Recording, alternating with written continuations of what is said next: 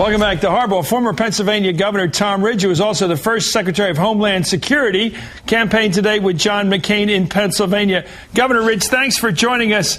Is Pennsylvania one of those states there, if your party wins it, if John McCain wins it, you've won the whole ball game? I think, without a doubt, that's absolutely certain. No equivocation on that one, Chris. If we win Pennsylvania, we win it all. Okay, let me ask you about some of the strange crossfire going on in the campaign today. Hillary Clinton's former media strategist, Mark Penn, had apparently an email he sent in the campaign. It just got published in Atlantic magazine that referred to Senator Barack Obama, the Democratic presumed nominee, as, quote, not at his center, fundamentally American in his thinking and in his values. Is that what you think, that Barack Obama is not fundamentally American? I think he's fundamentally unprepared. I think he's very much an American. It's interesting that the conflict between the Clinton campaign and the Obama campaign lingers on until a couple of weeks before the convention. I think fundamentally he answers to no one because of his roots and his heritage. I'm convinced he's a proud American. I think just fundamentally he's not prepared to be president. What do you make of Howard Wolfson, another Clintonite who is now working for Fox Television, Fox News, who took a shot the other day and said on ABC, another network, that if we had known about this matter involving John Edwards, if the press had broken that story before the Iowa caucuses, Hillary Clinton would be the nominee. Why do you think he keeps revisiting? Why are the Clinton people going back over the old fight? Well, it's interesting that there's a series of questions that I'm prepared to answer, but unfortunately I'm not prepared to answer those. I think Jim Carville might be a better spokesman for that group. It is interesting how it lingers, but while they continue to have their own little intra-party feud, John's been campaigning hard, been campaigning aggressively, and drawing distinctions between his approach to America's future and Senator Obama's. And Senator Obama, very appropriately, is on vacation. This is a grueling test of stamina for both candidates, but John's talking about the distinction on tax policy, energy policy, and frankly, the recent events with the Russia invasion of Georgia remind everyone what a perilous time we live in the 21st century, which I think gives even greater credence to Senator McCain's insistence and his profile that he would be far better prepared to be commander-in-chief. Well, the reason I asked you about the continuing intramurals between Barack Obama and Senator Clinton and her people is I wonder if you think it's helping your candidate. Well, I will let the voters on November 4th decide whether there's so much lingering disdain or unhappiness between the parties that affects their turnout. Again, our priority has to be to energize our base and appeal to independent Democrats. And for those Democrats out there that are disillusioned with Senator Obama for whatever reason, I think John becomes a very, very attractive candidate. That's one reason, Chris, I believe that John can and will win Pennsylvania. We've got a lot of independent thinking Democrats here. Senator Clinton won 60 out of the 67 counties, even though she was outspent 2-1. I think we've got very fertile ground for a McCain victory in Pennsylvania. Why would a pro-choice Democratic woman who voted for Hillary Clinton vote for Senator McCain? What would be her reasoning that you would think, since you're obviously out trying to win that part of the party over?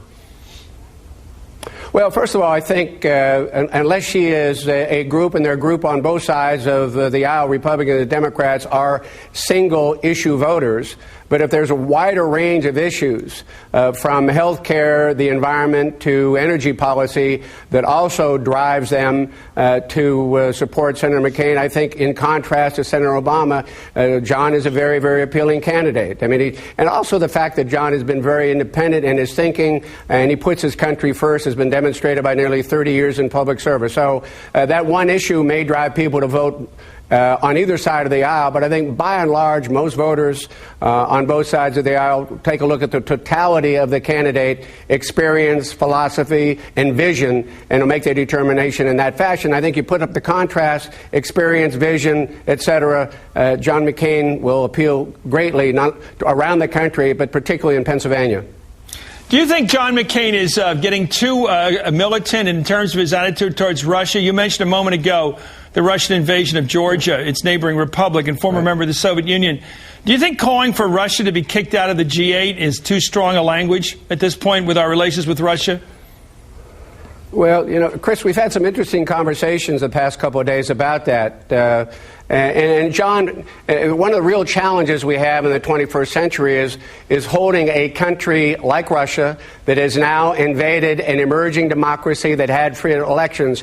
How do you hold them accountable? What are the consequences? They want to be part of the civilized community, the world global marketplace. And with gasoline prices going through the roof, their economy is very robust. But there are some responsibilities if you want to engage with the rest of the world. And so the notion that until they're more accountable to the rules that civilized countries play by, be they military, diplomatic, or economic, I don't think it's necessarily being combative to suggest that unless their conduct complies with a certain norm, that there has to be consequences. Whether it's that or something else remains to be seen. But there has to be consequences in this world. And right now, we look at Russia invading a neighboring country and it appears without, to this date, no consequences yet. Well, speaking of consequences, Governor, what would be the reaction of Russia if we get real tough with them, and then we go back to them and say, help us in trying to denuclearize or prevent Iran from getting nuclear weapons? If we're real tough with them on this issue of Georgia, don't we sacrifice our leverage with them in terms of getting them as an ally against a nuclear Iran? Isn't that one of the trade-offs we have to deal with when we get tough with them?